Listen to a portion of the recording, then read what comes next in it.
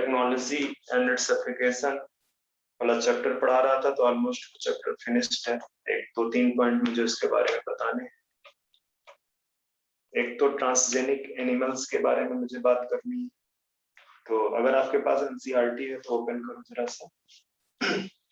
Biotechnology and its application जो chapter है वहां पे ट्रांसजेनिक एनिमल्स के बारे में, ठीक है। तो जो ट्रांसजेनिक एनिमल्स हैं वो आपको पता होना चाहिए। जैसे बहुत सारे वैसे तो ट्रांसजेनिक एनिमल्स हैं जो बनाए हुए हैं,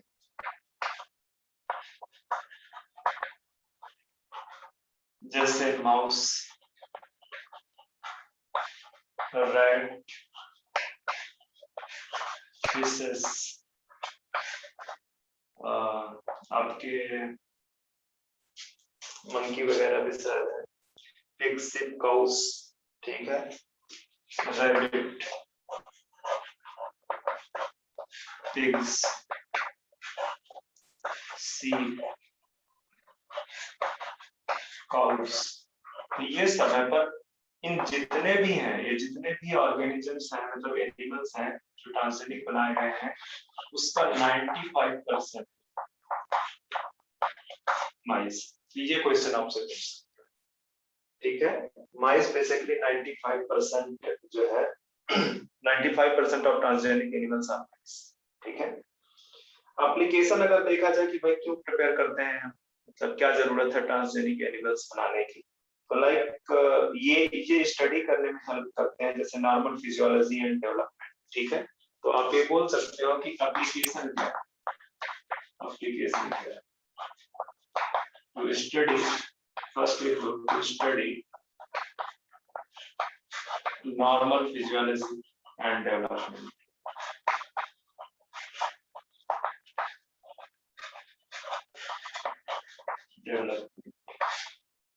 ठीक है।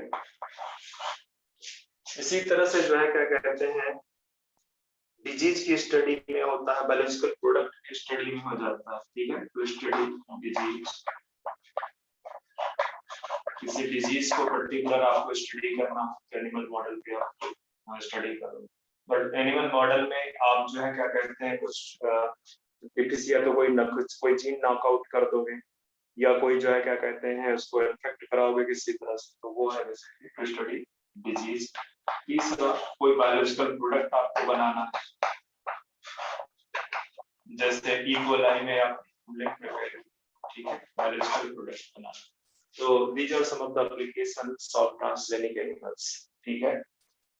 अब इसमें से कुछ मैं प्रोडक्ट, बायोलॉजिकल प्रोडक्ट के रिस्पेक्ट में आपको कुछ चीजें लिखा देता हूँ। जैसे अल्फा-1 एंटीट्रिप्सिन जो है, जो एम्फाइसेमा को ट्रीट करता है, ठीक है, वो काउ रोजी में प्रोड्यूस किया गया इन द ईयर 1907, ठीक है। तो मैं लिखा देता हूँ, आप जस्ट एक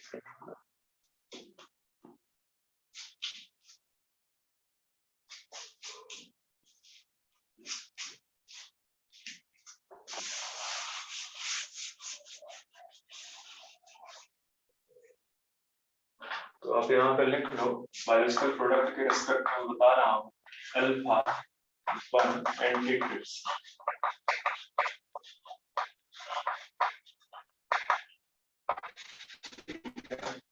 ये बेसिकली यूज होती है इन ट्रीटमेंट ऑफ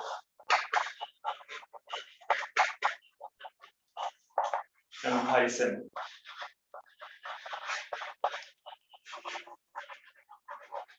एम्फाइसेमा के ट्रीटमेंट में यूज होती है। प्रोड्यूस कहाँ से होती है, प्रोड्यूस्ड बाय,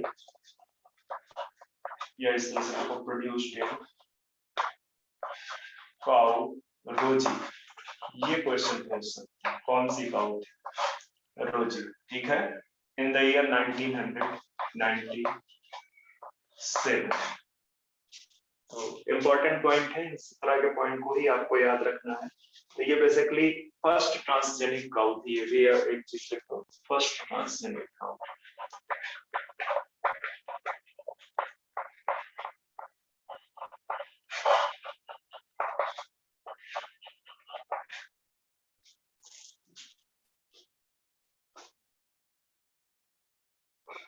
दूसरा अगर आप लिखना चाहते हो तो अल्फा लैक्टल एक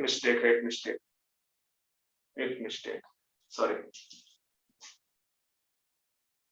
this is not produced in cow logic.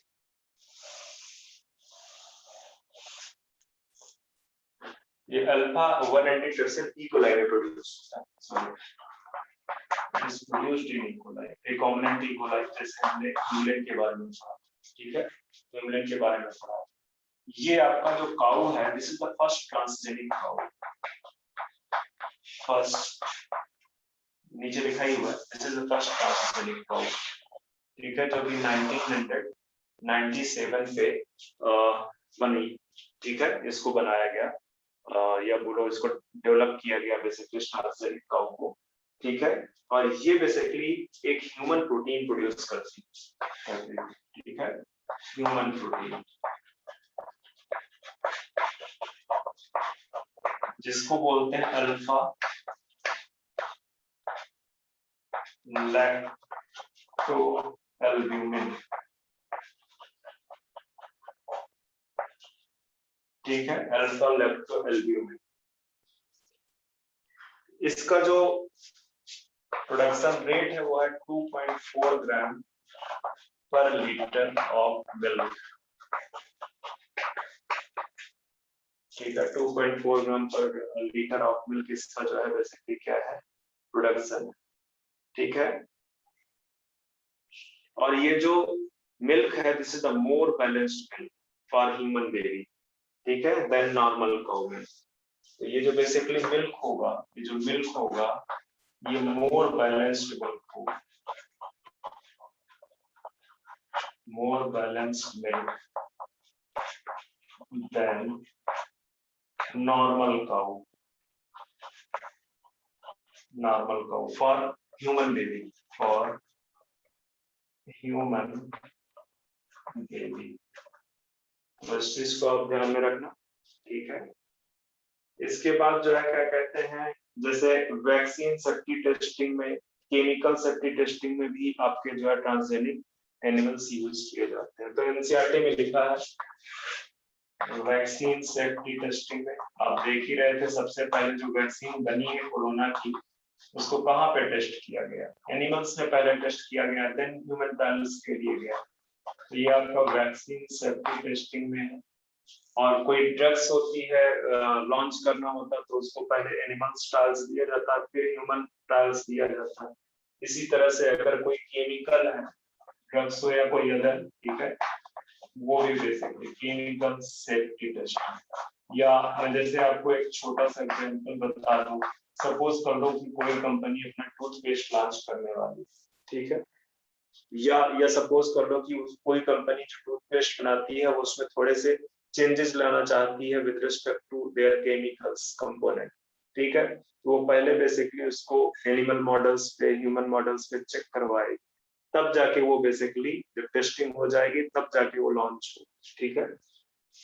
तो यहाँ पे आपके ट्रांसजेनिक एनिमल्स वगैरह यूजफुल होते हैं, ट्रांसजेनिक एनिमल वगैरह यूज होते हैं। अच्छा, कुछ एथिकल इश्यूज है जिनको बोलते हैं जीएसी,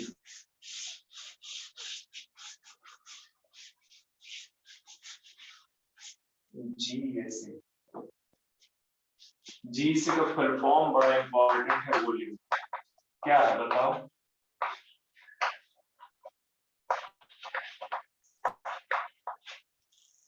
क्या है बताओ मुझे, सुन रहे हो क्या? जेनेटिक इंजीनियरिंग अप्रूवल कमेटी है सर, वो एक कमेटी। नाम याद रखना, बहुत छोटे सी चीजें पूछ सकता है, ठीक है। जीएसी का फुल फॉर्म, और जीएसी क्यों सेटअप की गई है, मतलब किसने सेटअप की है, ये आप देख लो, इंडियन गवर्नमेंट ने सेटअप, ठीक है, इस तरह से देखो, setup by Indian government.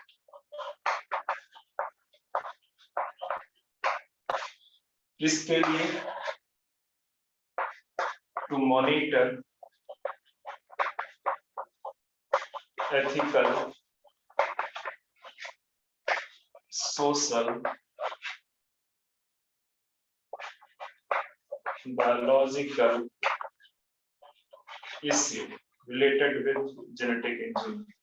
Issue related with genetic engineering.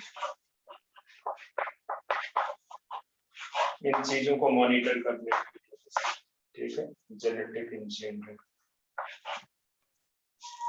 अब इसके आगे चलते हैं, जीएसी के आगे चलते हैं, एक दो लाइन लिख लेते हैं बायोपेटेंट एंड बायोपीरेसी के बारे में, तो फिर ये चैप्टर मेरी तरफ से कंप्लीटली जो है क्लोज हो जाएगा। इसके बाद मैं सीधे आऊंगा ह्यूमन हेल्थ एंड डिजीज पे। स्पीड मेंटेन रखो, और बहुत ज्यादा चैप्टर्स आपके नहीं बचे हैं, क्योंकि ऑलरेडी मैंने कुछ चैप्टर्स को बोल रखा कि वो आपको ऑलरेडी पढ़ के रखने हैं। मैं तो बस ये बताऊंगा कि यहाँ पे ये इंपॉर्टेंट पॉइंट है, यहाँ पे ये इंपॉर्टेंट पॉइंट है, ये बेसिक कुछ अगर कॉन्सेप्चुअल चीज हो गई तो वो मैं डिस्कस करूँ, ठीक है। तो ये इसके बाद ह्यूमन हेल्थ एंड डिजीज मेरी तरफ से आपका लास्ट चैप्टर होगा, जिसको मुझे ठीक से पढ़ाना है। बाकी सारे जो है काफी स्पीड में मैं चलूंगा। तो बायोपेटेंट एंड बायोपीरेसी के बारे में देख लेते हैं। वैसे तो आपको बायोपेटेंट के बारे में पता ही, ये एक बायोलॉजिकल पेटेंट है, ठीक है, जो किसको दिया जाता है, इन्वेंटर को दिया जाता है। किस लिए दिया जाता है? फॉर द इनोवेशन, या ये बोल सकते हो कि हाँ, इनोवेशन जो है क्या कहते हैं, किसी भी फील्ड में, ठीक है, इनोवेशन स्पेशली बायोलॉजी की फील्ड में, और अगर सिर्फ पेटेंट का नाम है तो किसी भी फील्ड में, साइंस की फील्ड हो चाहे डिफरेंट फील्ड हो, कोई टेक्नोलॉजी की फील्ड हो, ठीक है, तो वहां पे दिया जाता है। तो आप ये लिख दो बेसिकली बायोपेटेंट। आपने पेटेंट वर्ड बहुत अच्छे से सुन रखा है, तो मुझे इसको बहुत ज्यादा एक्सप्लेन करने की जरूरत नहीं, ठीक है। पेटेंट क्या है? राइट है। किसका राइट है? इन्वेंटर का राइट है। कौन देता है इसको? या कोई स्टेट गवर्नमेंट दे सकती है, सेंट्रल गवर्नमेंट दे सकती है, या कोई इंटरनेशनल जो है बॉडी दे सकती है, या कोई इंटरनेशनल एजेंसी दे सकती है, ठीक है। तो ये बेसिकली राइट है जो है किसका? इन्वेंटर का, ठीक है। तो यहाँ पे मैं लिख देता हूँ बायोलॉजिकल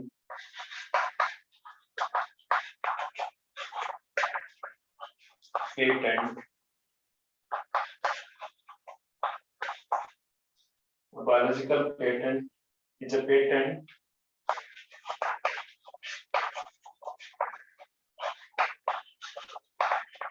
given to the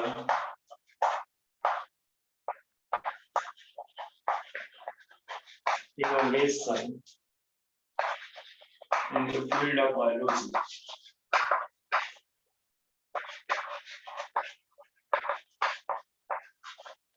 या बायोलॉजिकल साइंस, ठीक है। बायोलॉजिकल पेटेंट, ये एक बायोलॉजिकल पेटेंट है, ठीक है, जो कि किसको दिया जाता है? फॉर द इनोवेशन ऑफ,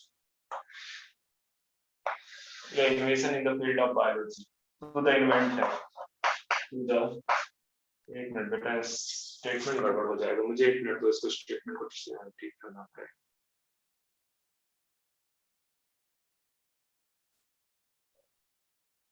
अच्छा, इसको चेंज कर लो।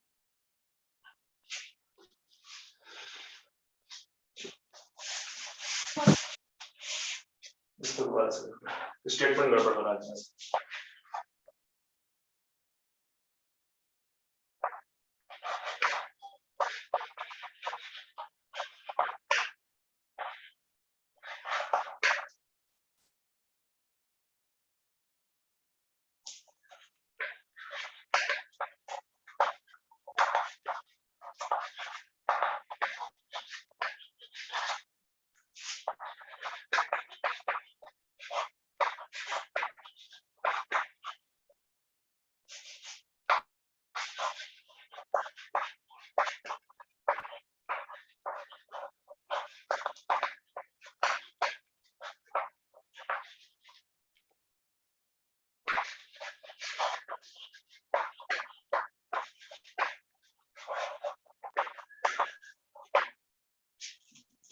A patent given in the field of biology for the innovative research by government agencies.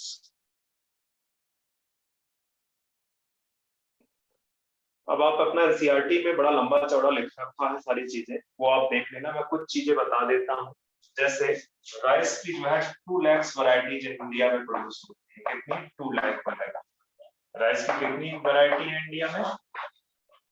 Variety of rice in India. ठीक है, इसमें से एक वैरायटी थी बासमती, और इसको एक यूएस की कंपनी ने अपना बता दिया, इसका पेटेंट करवा दिया, जबकि हमको पता है कि थाउजेंड्स ऑफ ईयर्स से हमारे यहाँ राइस एग्रीकल्चर होता रहा।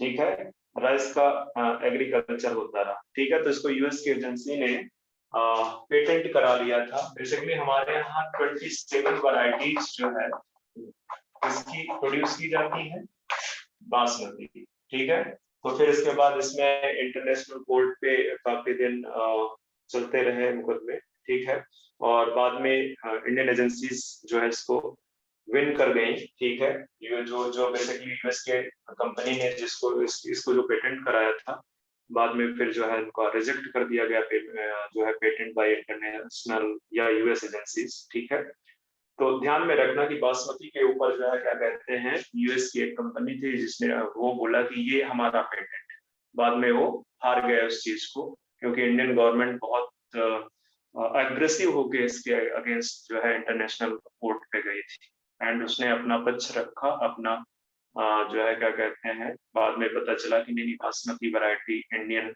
जो है ट्रेडिशनल उसमें बहुत दिनों से यूज की जा रही है, ये बेसिकली इंडिया की है। ठीक है, इसी तरह से नीम का जो है, नीम के ऊपर भी, टर्मरिक के ऊपर भी। ठीक है, नीम, टर्मरिक, तो आप ये सारा चीज वहां पे देख लेना, वहां पे देख लेना, आप पढ़ना उस चीज को बायोटेक पेटेंट में। ठीक है, अब मैं इसके बाद चलता हूँ बायोपिरेसी। बायोपिरेसी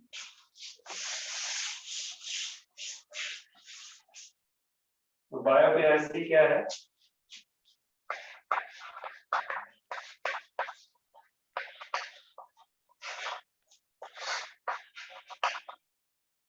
ये यूज है ऑफ बायो रिसोर्सेस। ठीक है, ये बायो रिसोर्सेस का यूज है। देखो, बायो पेटेंट और बायोपिरेसी दोनों आपस में रिलेटेड है। ठीक है, आप किसी दूसरे की जो किसी दूसरे कंट्री की जो विरासत है उसको अपना दिमाग लगा के बोल दो कि नहीं ये तो मेरा है। ठीक है, और उसमें अपने सारे राइट्स बना दो कि भाई मेरे बिना परमिशन के इसमें कोई काम नहीं कर सकता। ठीक है, तो ये बेसिकली बायोपिरेसी है। ठीक है, तो वही लिखा हुआ use of bio resources by multinational companies,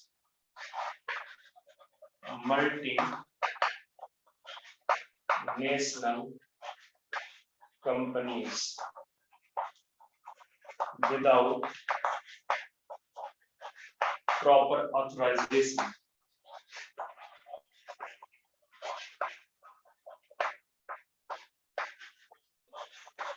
Without proper authorization.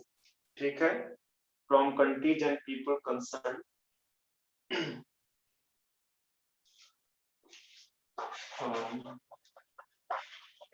countries and people concerned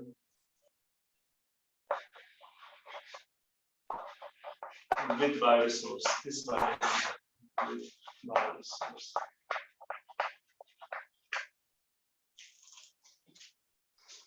ये तो बायोपिरेसी है। ठीक है,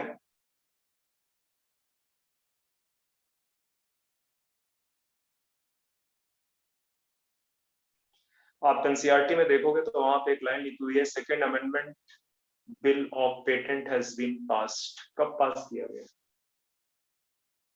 मतलब कि टाइम टाइम पे कुछ अमेंडमेंट होते रहते हैं जो ऑलरेडी बेसिकली एग्जिस्ट कर रहे हैं लॉस। ठीक है, एंड ऑर्डर, तो मैं उसी की बात कर रहा हूँ। तो ये बेसिकली आपका मेरी तरफ से खत्म है। हम चलते हैं new chapter human health and disease. NCERT बेटा जरूर पढ़ना, मैंने इंपॉर्टेंट पॉइंट सारे कवर किए। एनसीईआरटी नहीं पढ़ोगे और कुछ नहीं पढ़ना, मेरे नोट्स बहुत हैं, एनसीईआरटी और नोट्स बहुत सफिशिएंट। हाँ, प्रैक्टिस के लिए जो चीज कर रहे हो आपको करते रहो। न्यू चैप्टर हम पढ़ने जा रहे हैं ह्यूमन हेल्थ एंड disease.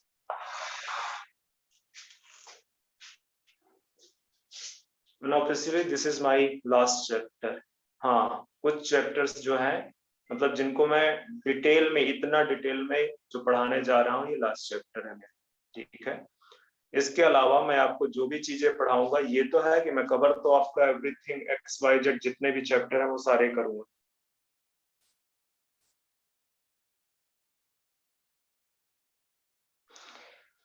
तो ह्यूमन हेल्थ एंड डिजीज पे हम सबसे पहले समझने की कोशिश करते हैं what is health.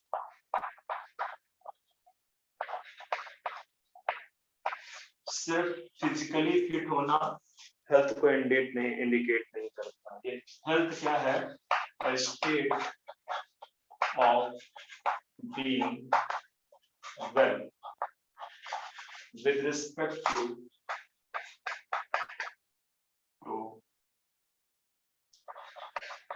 social, physical and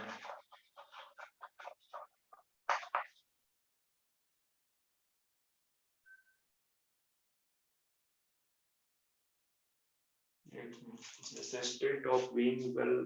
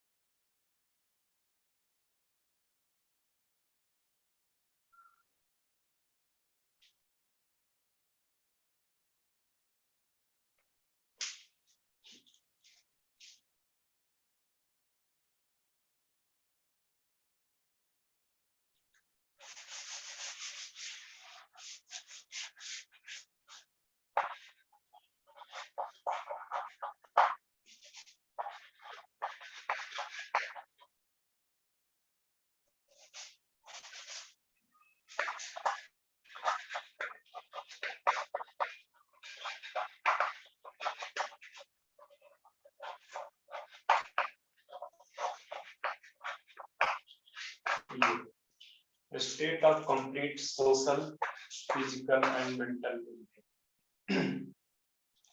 अकेले अगर आप ये बोल रहे हो कि फिजिकल फिट होना अकेले जो है हेल्थ को रिप्रेजेंट करता है तो नहीं है, क्योंकि अगर आप मेंटली सपोज फिट नहीं हो, आप फिजिकली फिट भी रहोगे तब भी आप सोसाइटी को हार्म पहुंचाओगे, एफिशिएंटली वर्क नहीं कर पाओगे, ठीक है। या आप अगर सोशली फिट नहीं हो तो जहां पे काम करते हो वहां पे आप एनवायरनमेंट खराब करोगे, उसकी वजह से काम अफेक्ट होगा। तो हेल्थ बेसिकली हेल्थ को जो डिफाइन किया जा रहा है state of complete social, physical and mental wellbeing, ठीक है। अब दूसरा स्टेटमेंट यहाँ पे देखते हैं डिजीज। एनीथिंग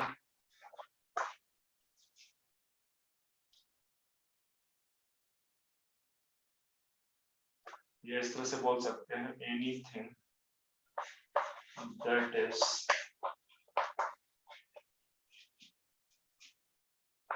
बियॉन्ड नॉर्मल, या आप इसको ये बोल सकते हो any abnormal condition, any abnormal condition उसको आप डिजीज बोल सकते हो, ठीक है। या इस तरह से भी बोल सकते हो कि जो बेसिकली आपके बॉडी में जो डिफरेंट ऑर्गन है, ठीक है, अगर वो उनमें कहीं पे कोई एबनॉर्मेलिटी आ जाए तो हम कहेंगे कि जो है डिजीज हो गई, ठीक है, हम कहेंगे कि डिजीज हो गई। तो बेसिकली एनी एबनॉर्मल कंडीशन, ठीक है, जो नॉर्मल कंडीशन है उससे जो है कोई जो है उससे डेविएट होना, ठीक है, उससे डेविएट होना बॉडी का, वो किस चीज को बोलेंगे, उसको क्या बोलोगे, उसको बोलोगे कि आप ये डिजीज है, ठीक है, we are affected with disease, ठीक है। and the disease is characterized by various signs and symptoms. ठीक है, disease characterized by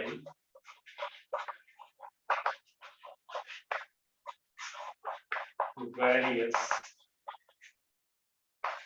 signs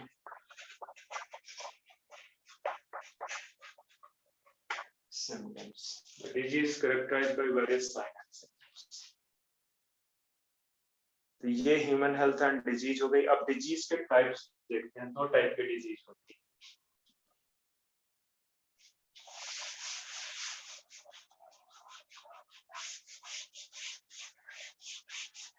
NCERT बच्चे ओपन करके रखना, ठीक है।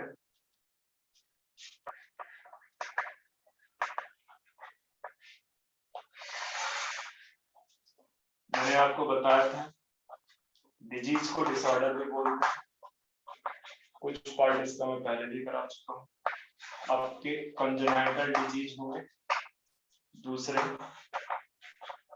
एक्वायर्ड डिजीज होंगे। तो कंजेनाइटल डिजीज के बारे में हमने पहले ही पढ़ रखा है कि नहीं? कंजेनाइटल ये जेनेटिक डिसऑर्डर, जेनेटिक डिसऑर्डर, और इसको हमने ऑलरेडी कर रखा हुआ।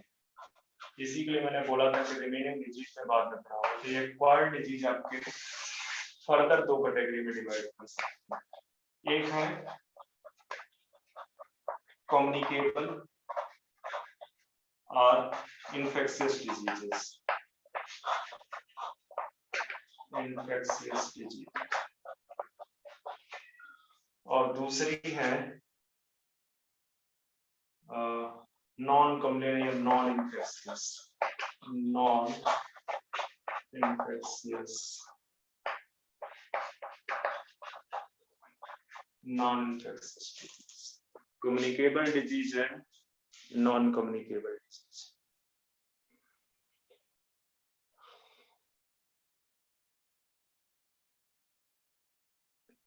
तो इन्फेक्शियस डिजीज का नाम से ही पता चल रहा है, ये basically person to person spread होंगे, स्प्रेड पर्सन टू पर्सन, एक पर्सन से दूसरे, इस तरह से पर्सन टू पर्सन या one person to another person, ठीक है। जबकि do not spread, do not spread one person to other, ठीक है। एक पर्सन से दूसरे पर्सन पे नहीं होगी, ठीक है। एक्वायर्ड डिजीज पे आप ये भी लिख सकते हो कि ये अचीव होती है during life stages, different life stages. मतलब आपके लाइफ में जब ड्यूरिंग जो है लाइफ में आपको मिलती है, ठीक है, different life stages, acquired disease. और ये डिजीजेज आपको बचपन से इनबॉर्न मिलती है, ये बेसिकली ट्रांसमिट होती है पेरेंट्स टू प्रोजेनी, ठीक है। ये पेरेंट्स टू प्रोजेनी ट्रांसमिट, पहले भी बता चुका हूं मैं, पेरेंट्स टू प्रोजेनी। जबकि ये वाले डिजीज पेरेंट्स टू प्रोजेनी नहीं होते, ठीक है, नॉट ट्रांसफर। ये इस तरह से मैं लिख देता हूं, नॉट इनहेरिटेबल, नॉट इनहेरिटेबल। अब आते हैं कम्युनिकेबल डिजीज, पहले पढ़ना स्टार्ट करते हैं।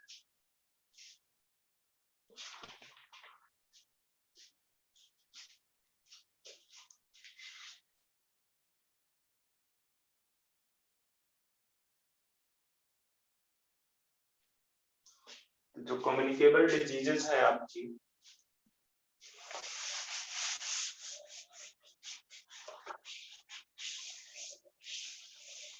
अच्छा एक पॉइंट और इससे पहले ऐड करते हैं।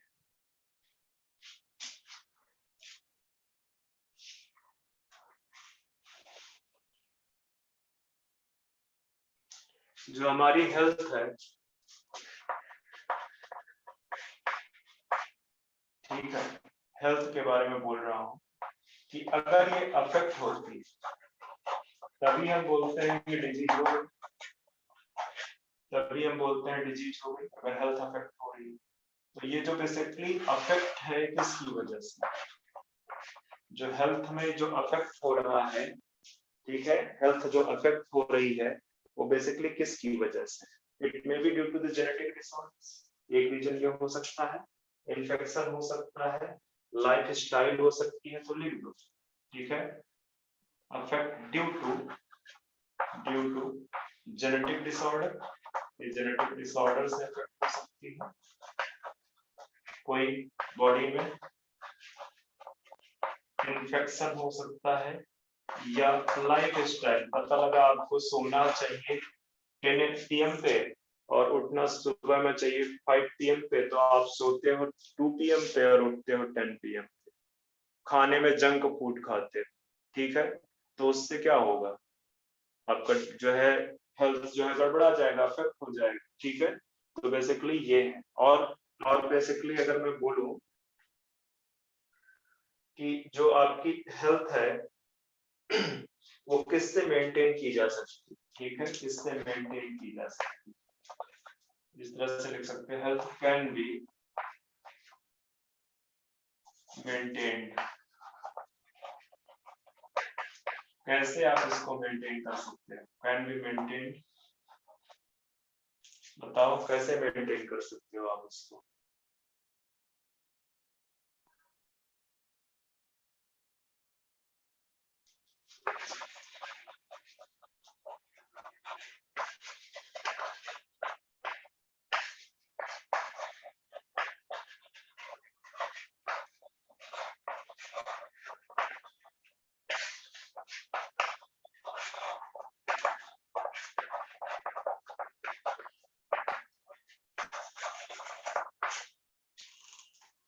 Balance diet, personal hygiene and physical exercise extra, ठीक है। अब चलते हैं हम जो है इन्फेक्शियस डिजीजेस की तरफ, इन्फेक्शियस डिजीजेस की तरफ।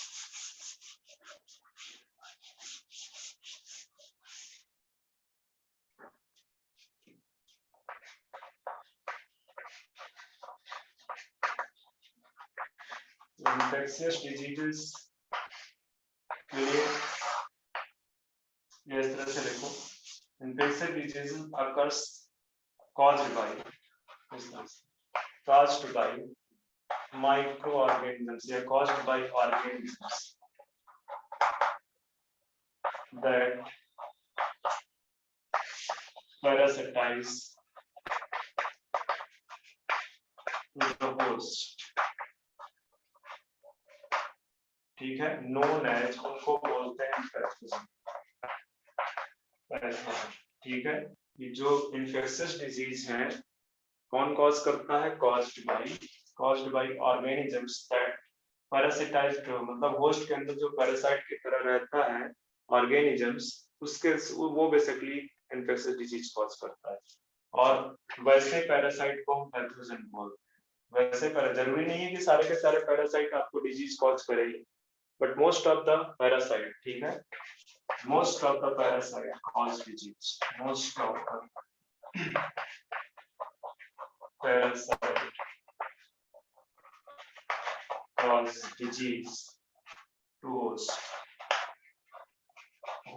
को disease करता है, most of the parasite cause disease to the host। तो infectious diseases में जो भी पॉइंट्स है, ठीक है, अब अगर सपोज कर लो कि कोई ऑर्गेनिजम्स, कोई होस्ट है जिसको माइक्रो ऑर्गेनिजम्स ने इन्फेक्ट किया, तो वो बेसिकली उसके मॉर्फोलॉजिकल फीचर्स में अपीयर होगा, ठीक है, वो चीज उसके मॉर्फोलॉजिकल फीचर्स के अपीयर होगा, ठीक है, या ये बोल सकते हो कि जहां पे वो मल्टीप्लाई कर रहा है पैरासाइट, वो उस ऑर्गन को अफेक्ट करेगा, उस ऑर्गन को अफेक्ट करेगा, डैमेज कर देगा उसको, उसकी फंक्शनिंग को डैमेज कर देगा, ठीक है। तो अब चलते हैं, ये जो इन्फेक्शियस डिजीजेज है, ये जो पैथोजन है बेसिकली कौन से किस टाइप के जो है ऑर्गेनिजम्स पैथोजन हो सकते हैं मेजरली, तो उसको देखते हैं। पैथोजन, अभी पैथोजन हो सकता है like bacteria like viruses, like fungi, nematodes, bacteria, fungi, nematodes, protozoans,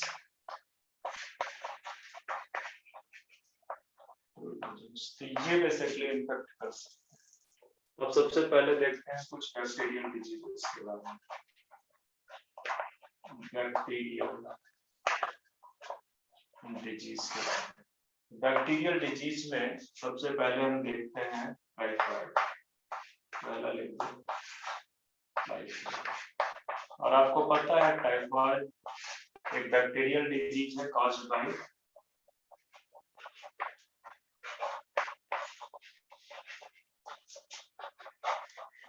Salmonella typhi. Salmonella typhi एक बैक्टीरिया है, सैल्मोनेला टाइफी, ठीक है, दैट कॉज्ड टाइफाइड।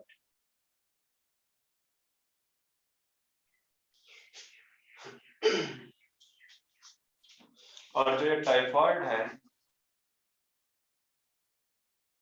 ये क्या है? ये फीवर है। इसमें टेम्परेचर, बॉडी कितना टेम्परेचर पहुंच जाता है? 39 to 40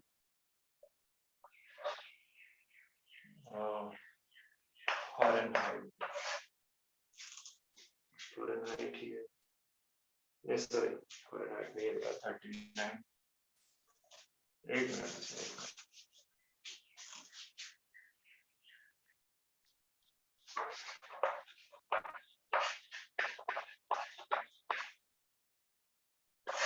इस रेंज पे हो जाएगा 39 to 40, ठीक है। तो जो टाइफाइड फीवर है can be diagnosed with Widal test. ये बड़ा इंपॉर्टेंट है, पूछा गया है विडाल टेस्ट, ध्यान में रखना। विडाल टेस्ट से पता चलता है टाइफाइड फीवर, ठीक है।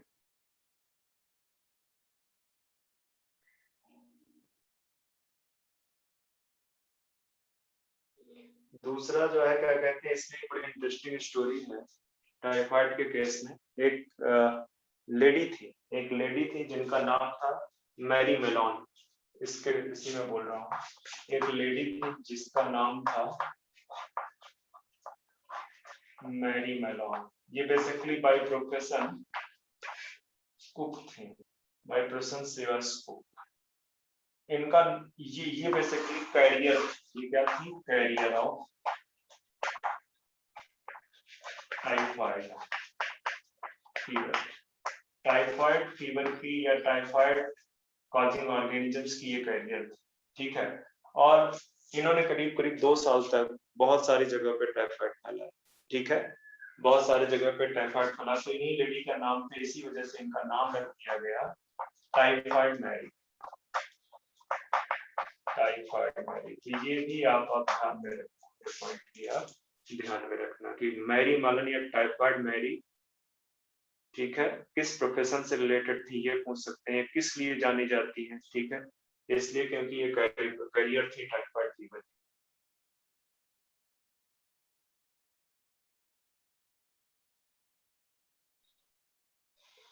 ठीक है, ये कैरियर किस फॉर्म में थी? थ्रू द फूड प्रिपेयर, ठीक है, कैरियर, ठीक है, जो फूड प्रिपेयर करती थी उसको। तो आगे बढ़ते हैं, कुछ और बैक्टीरियल डिजीजेस के नाम ले रहे हैं, ठीक है, देख रहे हैं। एनसीईआरटी में कुछ चीजें इसमें देख लेना, जैसे कि फीचर्स क्या हैं, मतलब सिम्टम्स क्या है बेसिकली। तो टाइफाइड में क्या है कि एक तो फीवर बहुत तेजी से आता है, दूसरा स्टमक पेन या कॉन्स्टिपेशन जैसी सिचुएशन हो जाती है, हेडेक बहुत तेजी से होता है, ठीक है। तो there are other some other features like भूख जो है नहीं लगती है, ठीक है, तो वो कॉमन सिम्टम्स है, ठीक है, ध्यान में रखना इन चीजों को, आप एनसीईआरटी में देख लेना। इसके बाद हम चलते हैं स्ट्रेप्टोकोकस न्यूमोनिया।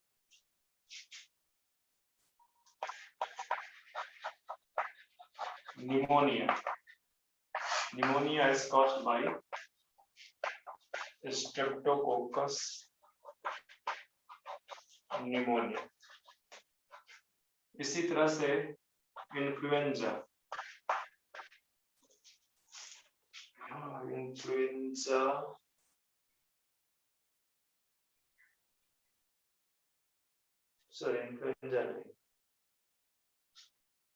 न्यूमोनिया ही है एंड एक और other bacteria Streptococcus pneumonia and Haemophilus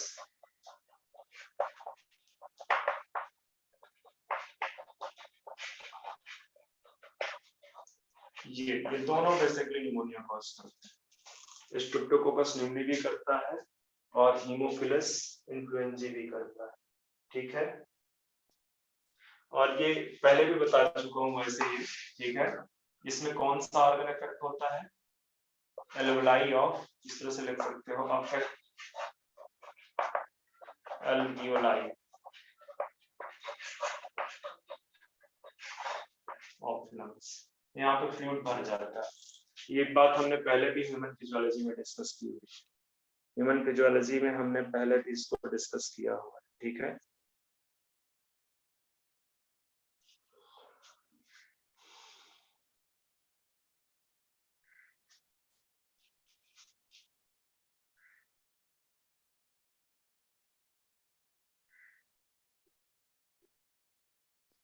other कुछ डिजीजेस के बारे में, बैक्टीरियल डिजीज के बारे में जरा सा डिस्कस करते हैं।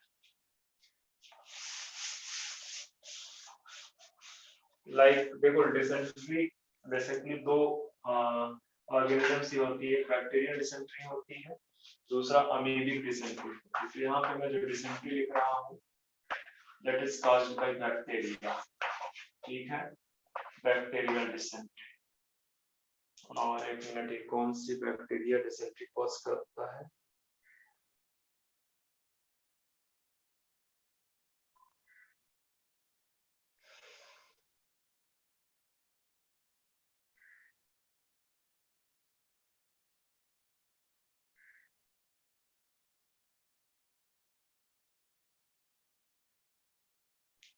सीजेरा।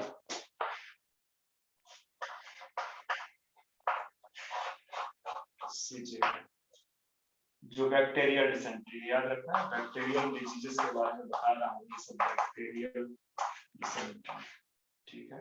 इसके अलावा प्लेग, पेस्टुला पुस्टुलिस,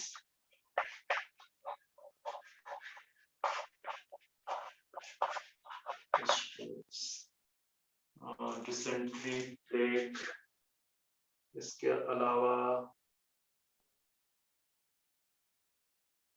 डिप्थीरिया,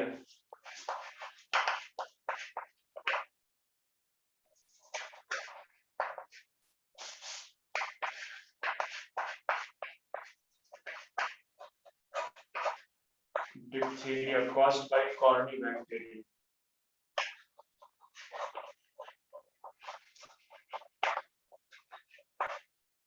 ठीक है, corny bacterium diphtheria।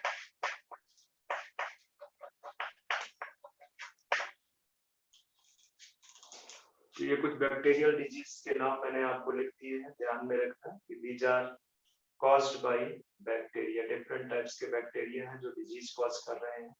इसके बाद आते हैं कुछ वायरल डिजीज। वायरल डिजीज, ऐसे तो बहुत सारे वायरल डिजीज के बारे में आप जानते हो। यहाँ पे जो मेंशन है, जैसे कॉमन कोल्ड, कॉमन कोल्ड, अब ये जो है राइनो वायरस कॉज करता है।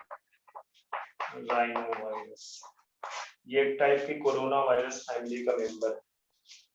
एक फैमिली है कोरोना वैराइडी, उसी का कोरोना वायरस है, उसी का ये भी, ठीक है। पर इनके ये बेसिकली कॉमन कोल्ड में जो राइनो वायरस है, ये बेसिकली अफेक्ट नेक, नोज लिख दो, upper respiratory tract, upper respiratory tract, but not lungs. Lungs का अफेक्ट नहीं करता, बड़ा स्पष्ट लिखा हुआ है, बट नॉट लंग्स। ठीक है, ये लंग्स को इफेक्ट नहीं करता, तो ध्यान रखें ये एक वायरल डिजीज है, ठीक है, जिसमें नोज रेस्पिरेटरी ऑर्गन्स वगैरह, ठीक है, वो होता है। जैसे कुछ और वायरल डिजीजेस के नाम लिख दे, जैसे dengue, dengue is caused by, कौन सा वायरस कॉज करता है?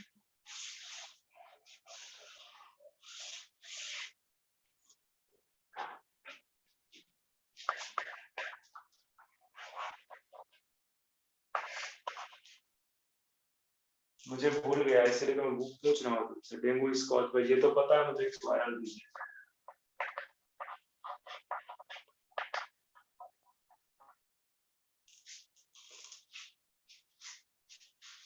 आप लोग मेरी बात सुन रहे होंगे? यस सर, समझ रहे हैं।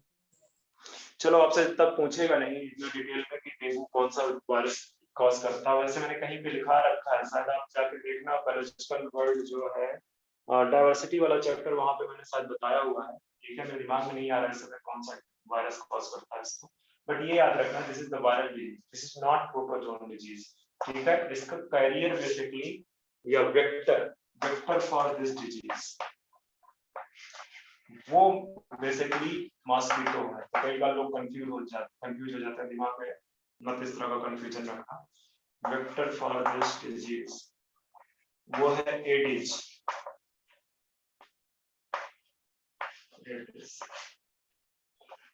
मॉस्किटो। ध्यान में रखना कि जो डेंगू है वो बेसिकली वायरल डिजीज, ठीक है, इसी तरह से चिकनगुनिया,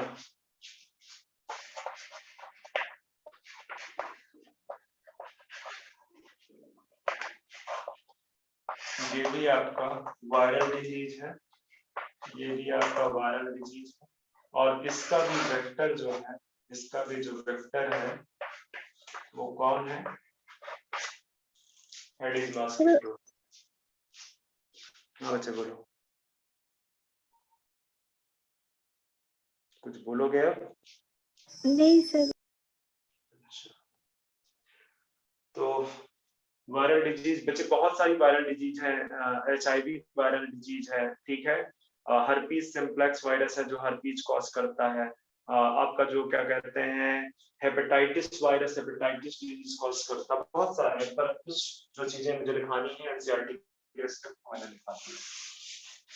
अब आते हैं तीसरा कौन सा डिजीज लिखा मैंने वहां? चलो हम प्रोटोजोन्स के बारे में डिस्कस करते हैं। प्रोटोजोन, और प्रोटोजोन में अगर डिजीज डिस्कस करेंगे तो सबसे पहला जो नाम बनता है वो मलेरिया का बनता है, ठीक है, मलेरिया। अब सिंपल सी बात है, जो मलेरिया है is caused by protozoan, caused by T protozoan. क्या नाम है?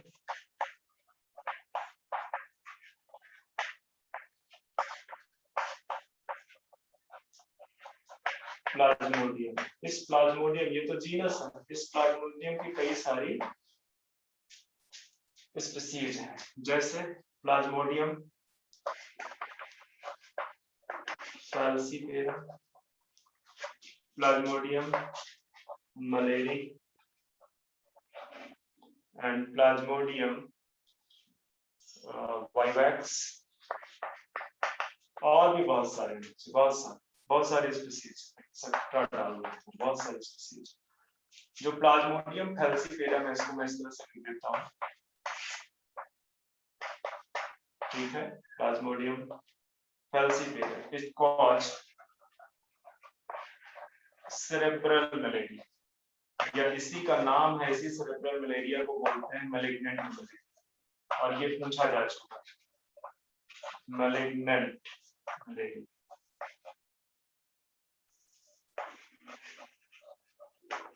ठीक है, कॉज सेरेब्रल मलेरिया और मैलिग्नेंट मलेरिया।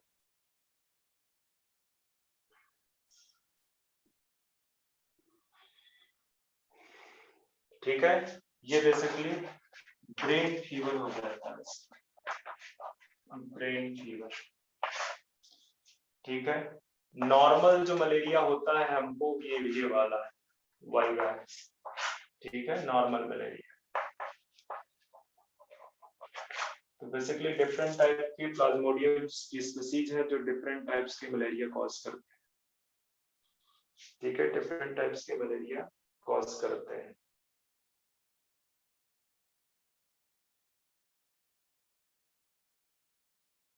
अब लाइफ साइकिल देखते हैं जरा सा, मलेरिया की लाइफ साइकिल देखते हैं जरा सा। आपको एनसीईआरटी में दिया हुआ है तो इसको देखना पड़ेगा। इससे क्वेश्चन भी आया है लाइफ साइकिल वाले पार्ट से। बताओ life cycle.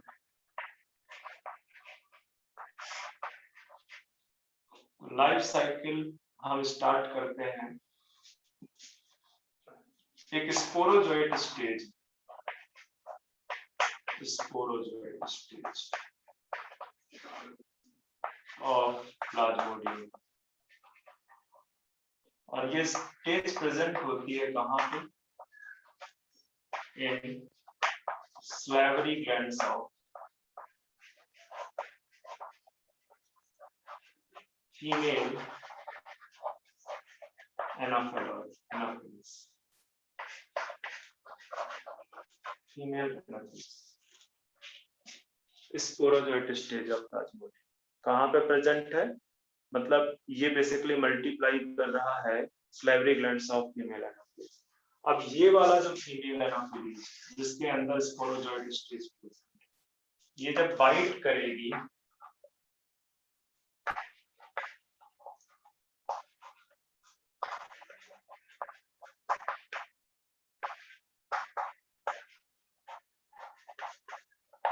Healthy human,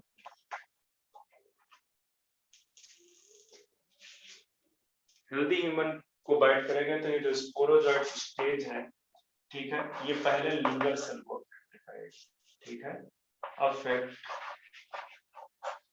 liver cell,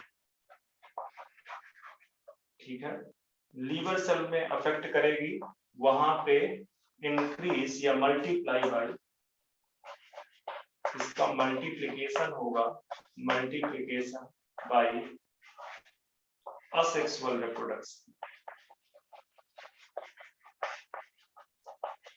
फिर लीवर सेल को रप्चर करके, ठीक है, मतलब कि लीवर सेल में ये अपने आप को मल्टीप्लाई करेगी, फिर रप्चरिंग ऑफ लीवर सेल होगी, रप्चरिंग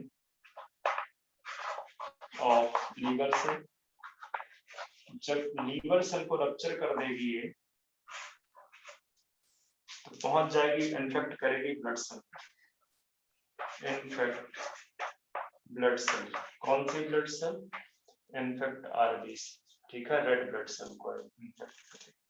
अब वहां पे भी यही काम करेगी, मल्टीप्लाई, इसका मल्टीप्लिकेशन होगा, मल्टीप्लिकेशन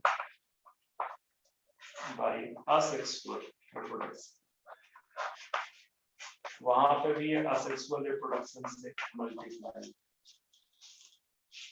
ठीक है। अब इसके बाद असेक्सुअल रिप्रोडक्शन 2 बार हो गया, इसने खूब सारा नंबर बढ़ा लिया। पहले लीवर सेल्स को अफेक्ट किया, हेपेटोसाइट्स को अफेक्ट किया। लीवर सेल्स के नाम जानते हो ना, लीवर सेल को क्या बोलते हैं? पढ़ा चुका हूँ, हेपेटोसाइट, डाइजेशन वाले चैप्टर में बताया था इसके बारे में।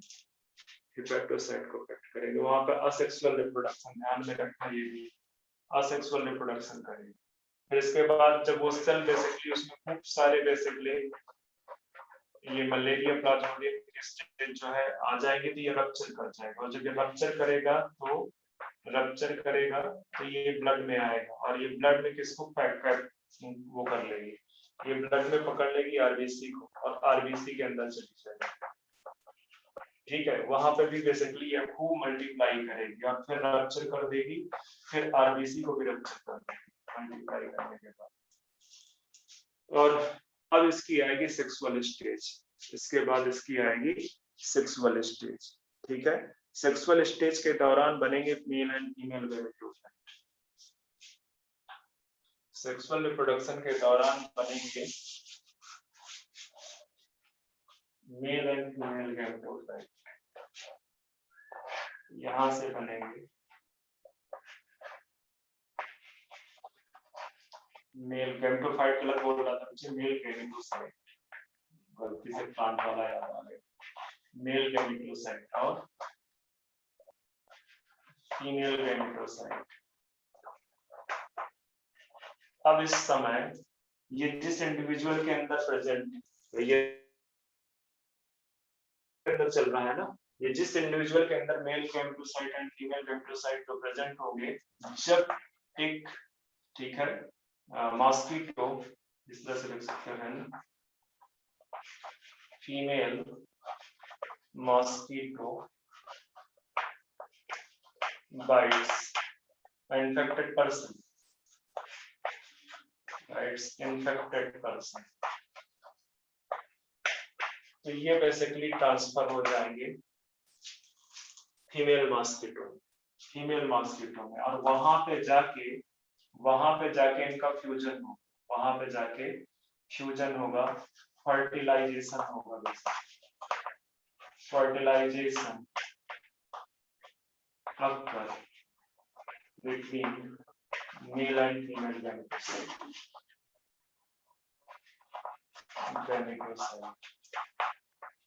जब इनके बीच में फर्टिलाइजेशन हो जाएगा तो बनेगा क्या, यहाँ से स्टेज बन जाएगी, यहाँ से प्लाज्मोडियम बनेगा, ठीक है, और प्लाज्मोडियम बेसिकली क्या करेगा, मल्टीप्लाई करेगा और प्रोड्यूस करेगा स्पोरोजोइट स्टेज।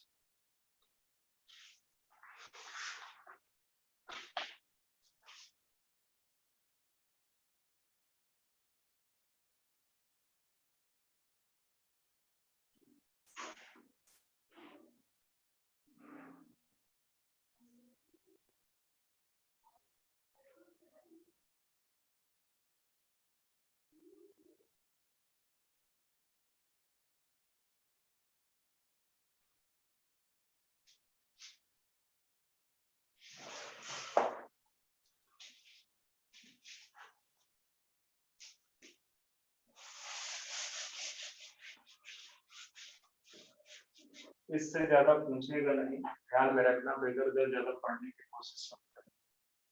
अच्छा, ये जो फर्टिलाइजेशन होता है, ये वो होगा इन स्टमक, ये भी ध्यान में रखना, स्टमक ऑफ मॉस्किटो, ठीक है, स्टमक में होगा, और ये बेसिकली यहाँ से जो प्लाज्मोडियम बनेगा ये प्रोड्यूस करेगा स्पोरोजोइट इन slavery glands, slavery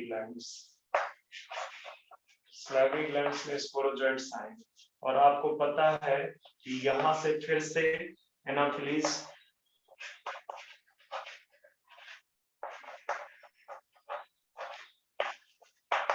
bite, healthy person, एक हेल्दी पर्सन को बाइट करेगी तो आगे का स्टोरी का लिखा होगा, ठीक है, आगे का स्टोरी लिखा होगा। इस चीज को याद रखना कि ये जो स्पोरोजोइट स्टेज है, this is the mature infectious stage, mature infectious stage, mature infectious stage है बेसिकली। तो यहाँ से आपका life cycle of malaria complete है, मलेरिया का लाइफ साइकिल क्या है, कंप्लीट है। टाइम कितना हुआ,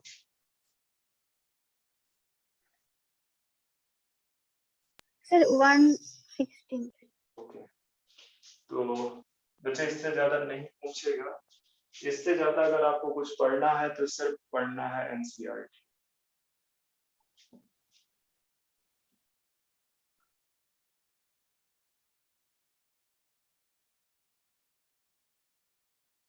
अब चलते हैं, एक प्रोटोजोन डिजीज के बारे में हमने डिस्कस कर लिया, दूसरी प्रोटोजोन डिजीज के बारे में, पर बाकी सब बहुत थोड़ा इसका थोड़ा सा ज्यादा था लाइफ साइकिल, बाकी थोड़ी चीजें डिस्कस करनी है। जैसे मैंने बोला था अमीबी की डिसेंट्री जो है डिसेंट्री बेसिकली बैक्टीरियल भी होती है और अमीबिक भी होती है।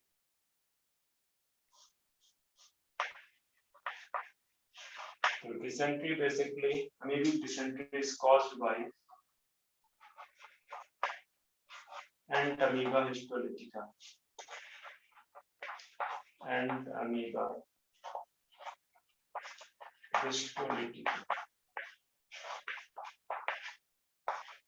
ध्यान में रखना कि डिसेंट्री कौन सा पूछता है, प्रोटोजोन से डिसेंट्री पूछ रहा है या बैक्टीरियल डिसेंट्री पूछ रहा है, ठीक है, उसके अकॉर्डिंग आप आंसर करोगे। And this dysentery is also known as amoebiasis. ये लार्ज इंटेस्टाइन को अफेक्ट करता है, ठीक है, ठीक है, इसको आप अमीबोसिस भी बोलते हैं, अमीबोसिस भी बोलते हैं, ठीक है। And अमीबोसिस affect large intestine.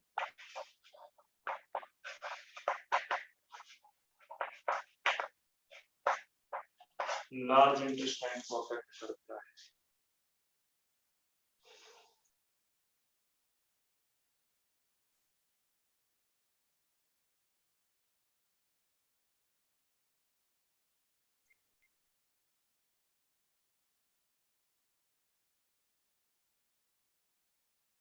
House fly इसका मैकेनिकल कैरियर है।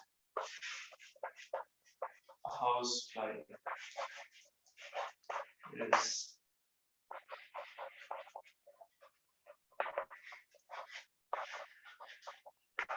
बेसिकली वेक्टर की बात कर रहा है।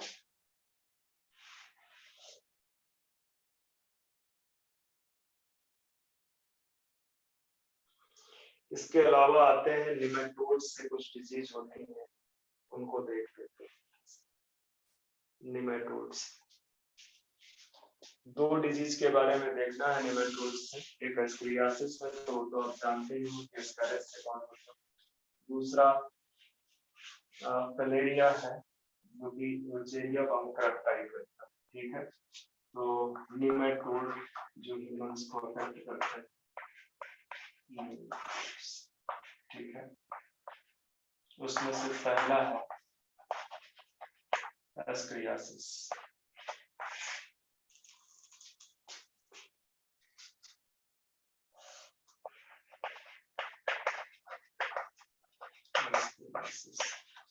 caused by ascaris। अब ascaris को क्या बोलते हैं?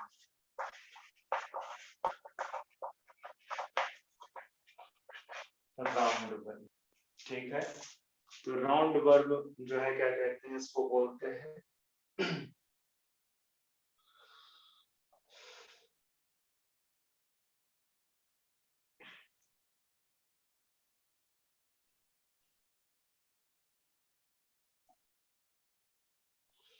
और यहाँ पे भी जो अफेक्टेड ऑर्गन है वो इंटेस्टाइन,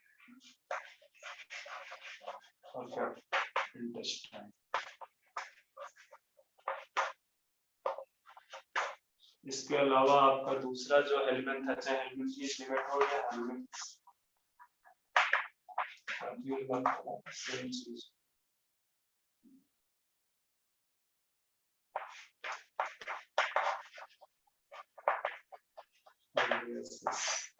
caused by Wucheria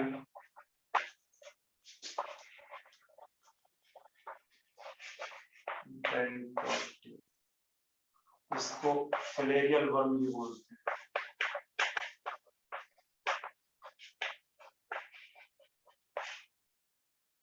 ठीक है, यहाँ पे जो है लिम्स बेसिकली स्वेल कर जाते हैं, ओडिमा हो जाता है लिम्स, ठीक है। इसको एलिफेंटियासिस भी बोलते हैं। जो फिलेरियासिस है इसको एलिफेंटियासिस भी बोलते हैं।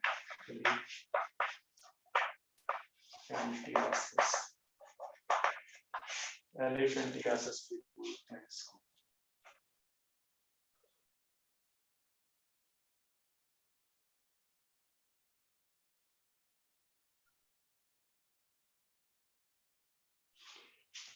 इसमें slowly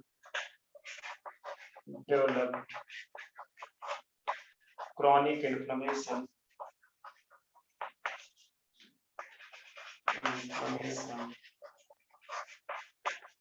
in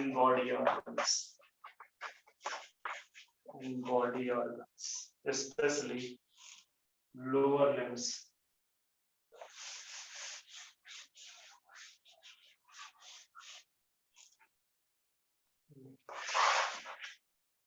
Especially lower limbs affect होती है, ठीक है, lower limbs and lymphatic vessels. Lymphatic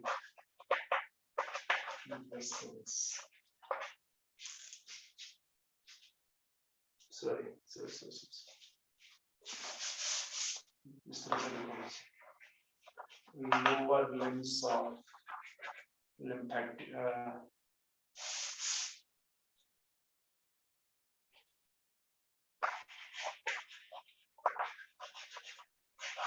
lower limbs of,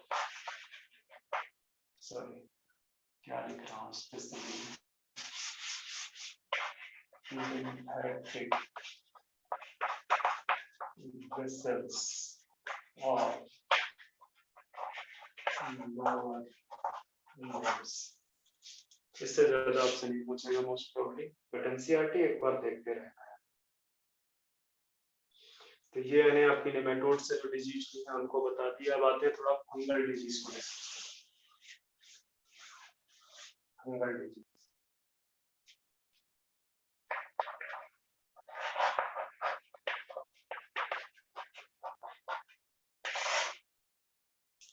fungal disease में अगर बोलोगे तो एक डिजीज है जिसको बोलते हैं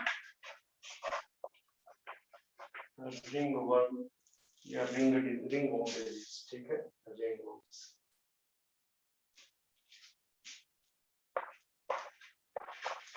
और ये जो रिंगवर्म्स डिजीज है कई सारे फंगस जो है इसको करते हैं, caused by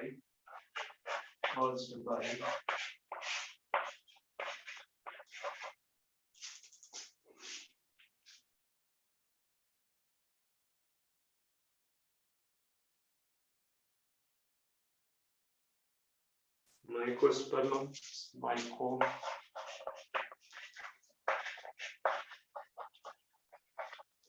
Trichophyton, and Epidermophyton.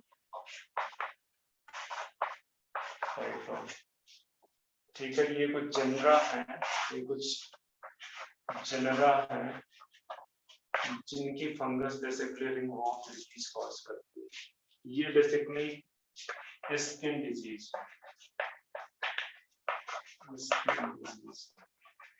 ठीक है, स्किन डिजीज है बेसिकली.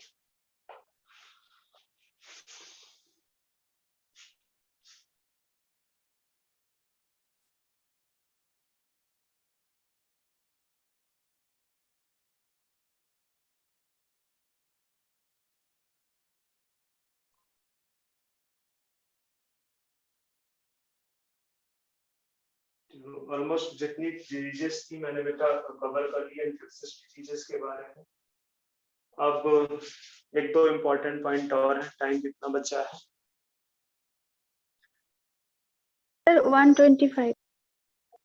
अभी तो हमारे पास क्लास तो हमारी चली लेट है ना, तो अभी हमारे पास 20 मिनट है अप्रोक्सीमेटली. देखते हैं कितना पार्ट कवर होता है.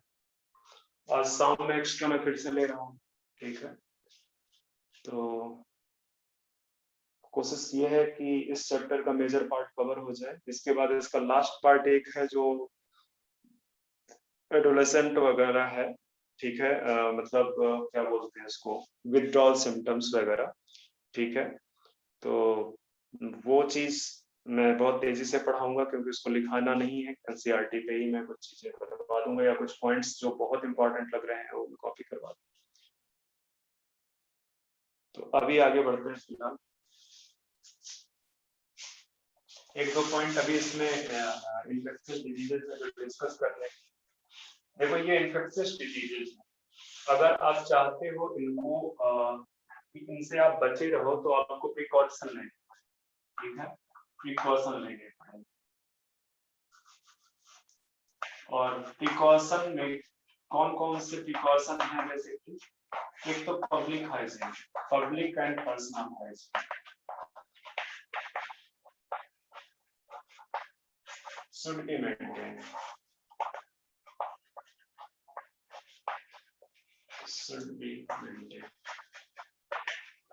पब्लिक हाइजीन का मतलब है कि आसपास जैसे मच्छर कहाँ से फैलते हैं, आसपास का जो पानी है वहां पे वो बेसिकली एग लेइंग करते हैं, फिर वहीं से वो ग्रो करते हैं। तो हमको ध्यान रखना चाहिए कि आसपास कहीं पे जो गड्ढे में पानी है वो बेसिकली इकट्ठा ना होने पाए, ठीक है। तो ये public and personal hygiene should be maintained. इसके अलावा जो है क्या कहते हैं,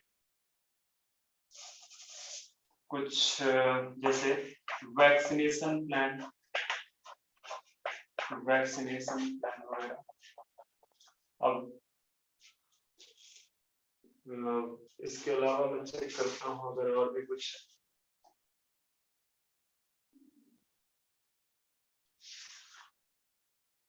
वैसे आज की डेट पे आप लोग सब जान ही गए होंगे कि किस तरह से केयर करना है, कोरोना ने काफी समझा रखा हुआ है।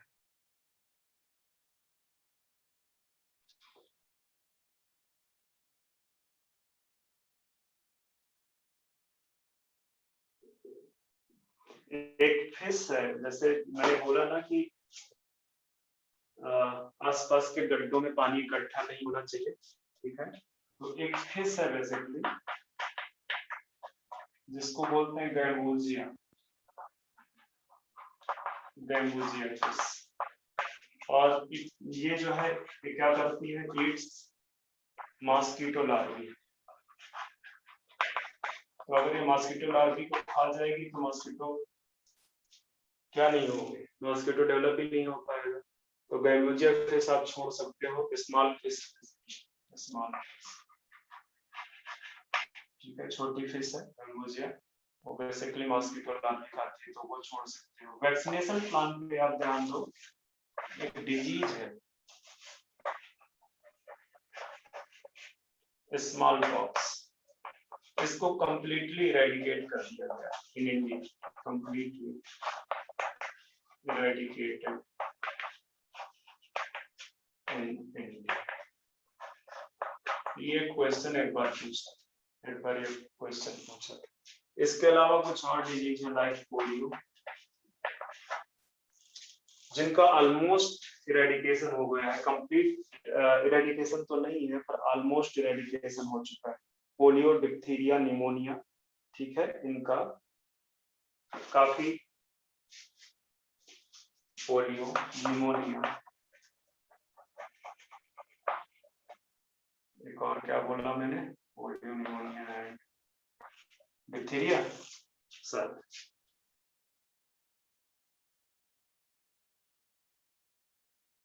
No diphtheria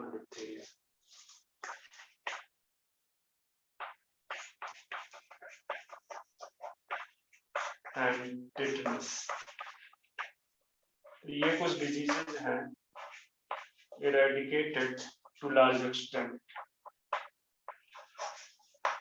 up to large extent, मतलब कंप्लीट इरेडिकेशन तो नहीं है पर काफी हद तक इसको इरेडिकेट किया गया है।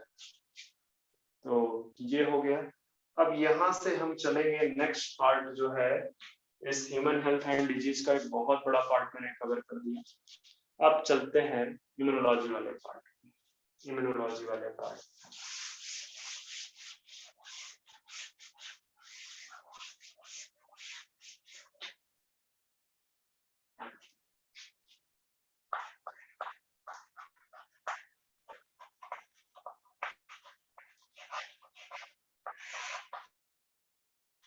सबसे पहले समझने की कोशिश करते हैं व्हाट इज इम्यूनिटी। इम्यूनिटी क्या है, सबसे पहले समझने की कोशिश करें।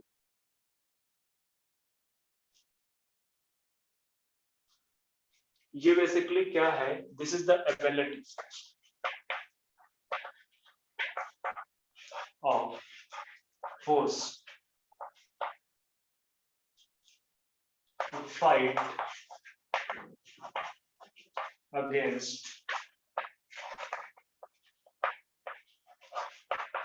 disease causing organisms.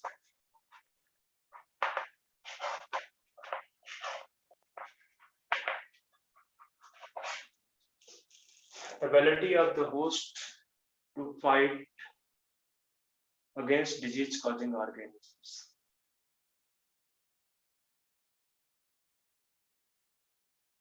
Conferred by the immune system.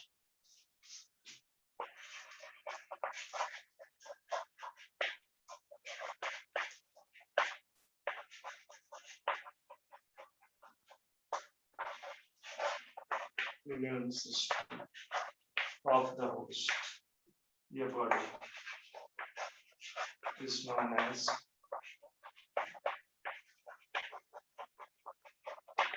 immunity.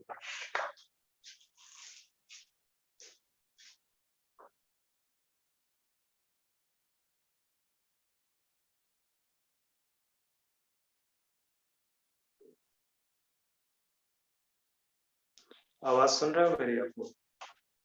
Yes, sir. अच्छा, स्टार्ट करते हैं 5-6 लोगों से और लास्ट में सिर्फ बचते हैं 2, Now Ananya and Minor. चलो, तो बेसिकली ये जो इम्यूनिटी है ये 2 टाइप की है। एक है एक्वायर्ड इम्यूनिटी और दूसरी है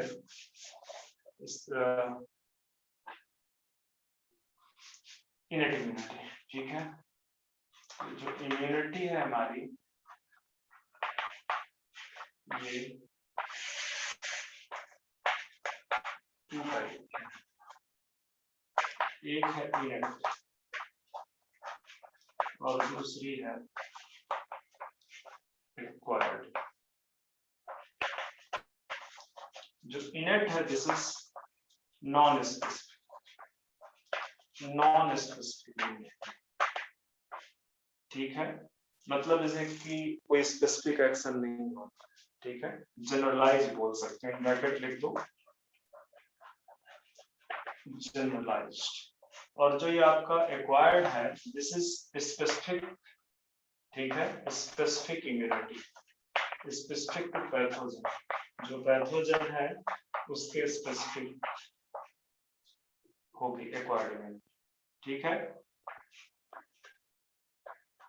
ये बेसिकली इनबॉर्न मिल जाती है। ठीक है, ठीक है, ये मतलब प्रेजेंट होती है, प्रेजेंट फ्रॉम बर्थ, बचपन से ही मिल रही है। तो ये बेसिकली क्या है, inborn immunity. Inborn immunity,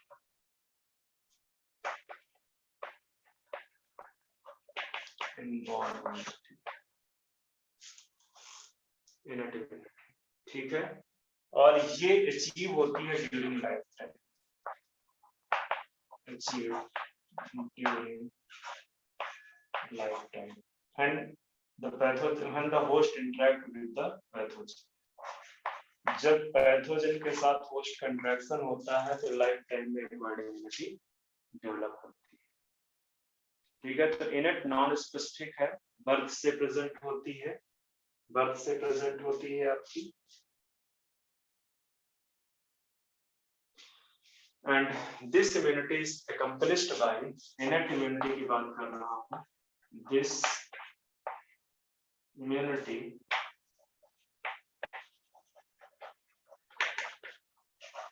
is accomplished by, क्या लिख दो, different type of barriers,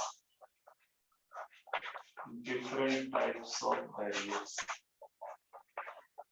कौन से barrier, that stop the pathogen, जो स्टॉप करते हैं पैथोजन। that ये इस तरह से लिखो, that stop the entry of pathogen, entry of pathogen, entry of pathogen को जो स्टॉप करते हैं उनको बोलते हैं।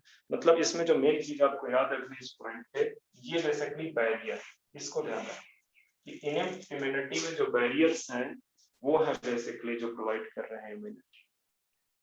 ठीक है, इनेट इम्यूनिटी में जो बैरियर्स हैं वो बैरियर्स बेसिकली इम्यूनिटी प्रोवाइड कर रहे हैं, जबकि जो एक्वायर्ड इम्यूनिटी है उसके उसमें अपना डिफरेंट टाइप्स के मेमोरी है बेसिकली, ठीक है, या डिफरेंट टाइप की इम्यूनिटी है, वहां पे cell mediated immunity, antibody immunity है, तो वो है। तो अभी मैं इनेट इम्यूनिटी को लेके चलता हूँ, बैरियर को मैं डिस्कस करूंगा, जरा सा इन बैरियर्स को डिस्कस करूंगा।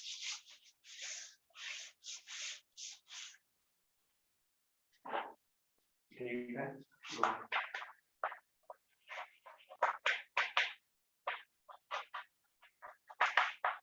तो इनेट इम्यूनिटी बेसिकली कैसी है, नॉन स्पेसिफिक, इसके पास अपनी कोई मेमोरी नहीं, नो मेमोरी, जबकि जो एक्वायर्ड इम्यूनिटी है उसके पास अपनी memory. It is due to barriers, ये बैरियर्स की वजह से।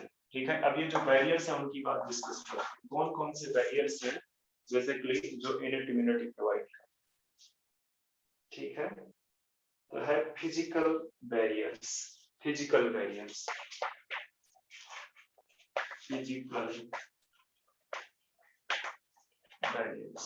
अब फिजिकल बैरियर्स में बेसिकली जैसे स्किन, सबसे पहला बैरियर कौन है किसी भी पैथोजन के, स्किन है आपका, फिजिकल बैरियर है। ठीक है, इसके बाद म्यूकस की कोटिंग है। ठीक है,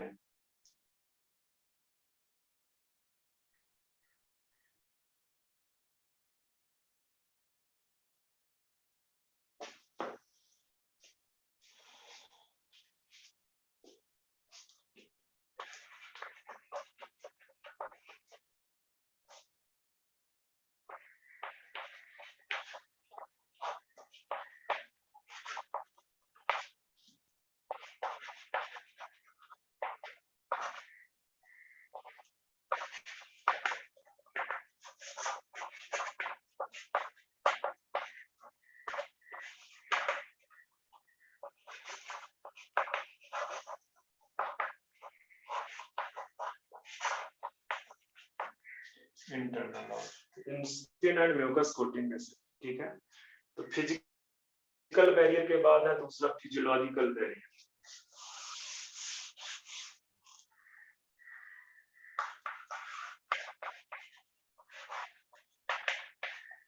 जब भी किसी एंट्री, अगर फिजिकल बैरियर फेल हो गया, जो है पैथोजन अंदर चला भी गया, तो ये फिजियोलॉजिकल बैरियर आता है, ये क्या करता है, ये टेम्परेचर इंक्रीज करता है, फिजियोलॉजिकल बैरियर। ठीक है, जैसे इंक्रीज टेम्परेचर, इसी वजह से हमें फीवर आता है।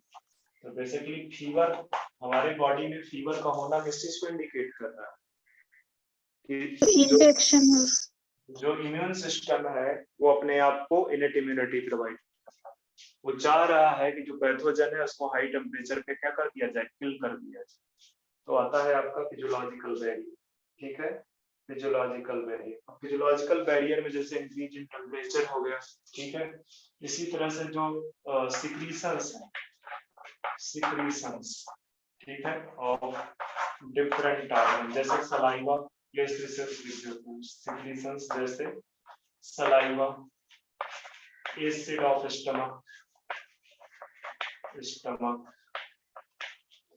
ठीक है, तो ये बेसिकली जैसे टीयर, इन सब में सलाइवा में, टीयर में क्या होता है, लाइसोजाइम होता है, जो बेसिकली पैथोजेंस जैसे बैक्टीरिया उनकी किलिंग कर सकता है। एसिड तो ऑलरेडी जानते हैं कितना खतरनाक होता है बॉडी के अंदर।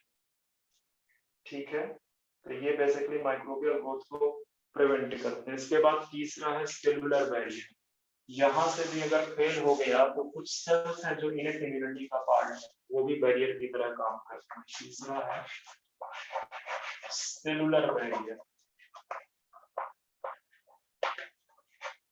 सेलुलर बैरियर में जो सेल्स हैं जैसे फैगोसाइटिक सेल्स लिख देता हूँ पहले, फैगोसाइटिक सेल्स, फैगोसाइटिक सेल्स। अब फैगोसाइटिक सेल्स में एग्जांपल जैसे मैं बोल रहा हूँ मैक्रोफेज। तो ये फैगोसाइटिक सेल्स क्या करेंगे, अगर बाहर से कोई पैथोजन आया है तो उसको ईट करने की कोशिश करेंगे, उसको किल करने की कोशिश करेंगे, ठीक है, किल करने की कोशिश करेंगे।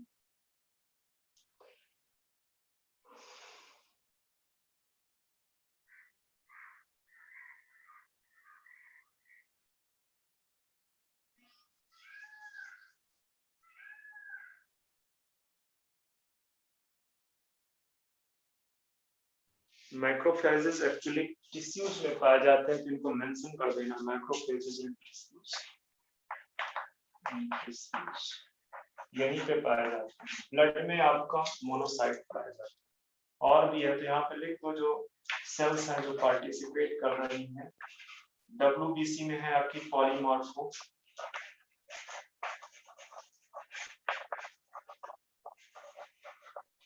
Nuclear, polymorpho nuclear leucocytes, leukocytes.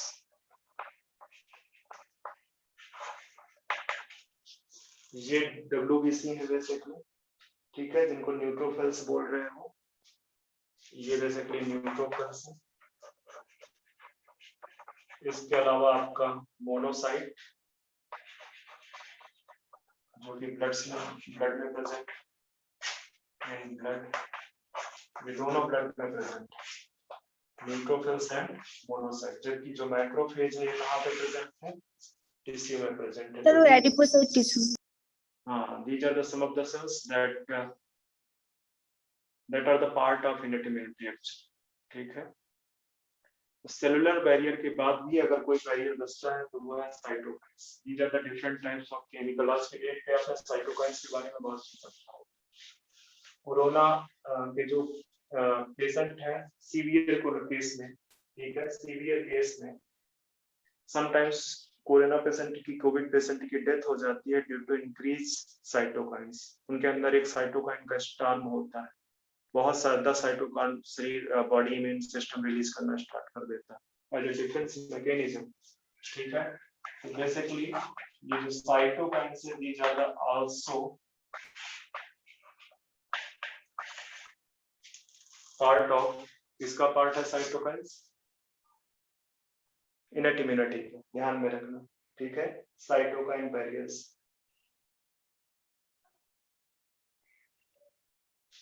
यहाँ पे लिख दो वायरस इन्फेक्टेड,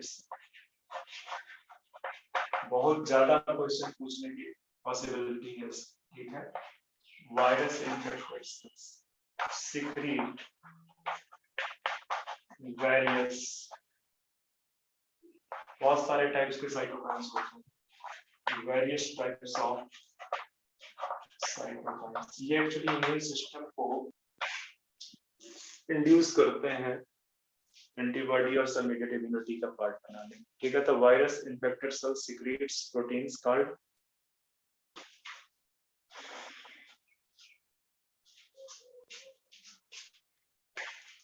इंटरफेरॉन, बेसिकली इसको इसी तरह से लिखो, सीक्रेट्स प्रोटीन, सीक्रेट्स प्रोटीन्स, ठीक है,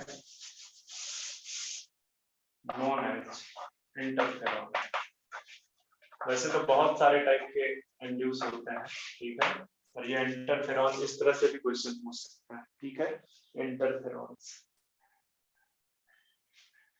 एंड दिस इंटरफेरॉन प्रोटेक्ट, ध्यान में रखना इस पॉइंट को मैं क्या बता रहा हूं, this interferon protect the non infected cells from virus से basically बचाता है। So these are some of the barriers which are the part of the innate immunity, ठीक है। next point in sir interference he cytokine है sir, interferons भी cytokines, बहुत सारे बच्चे साइटोकाइन्स हैं जो वायरस इन्फेक्टेड सेल्स प्रोड्यूस करती हैं। तो ये इंटरफेरॉन्स बच्चे, ये भी एक और पॉइंट लिख दो यहाँ पे, ये also produce by cancerous cell, ठीक है, ताकि कैंसर के स्प्रेड को रोका जा सके इंटरफेरॉन। तो बच्चे मुझे लग रहा है अभी कितना टाइम हुआ है, सर 147। तो अभी के लिए इतना ही। नेक्स्ट अगर किसी का एक्स्ट्रा नहीं होगा तो मैं लूंगा, मोस्ट प्रोबेबली महीने ही लेना है। तो आपका ये मैं सारा खत्म कर दूंगा, ठीक है, एड्स तक, एड्स एंड कैंसर। इसके बाद का पार्ट पता नहीं, नेक्स्ट वाले लेक्चर पे देखेंगे। आज के लिए अभी के लिए फिलहाल इतना ही। Thank you sir.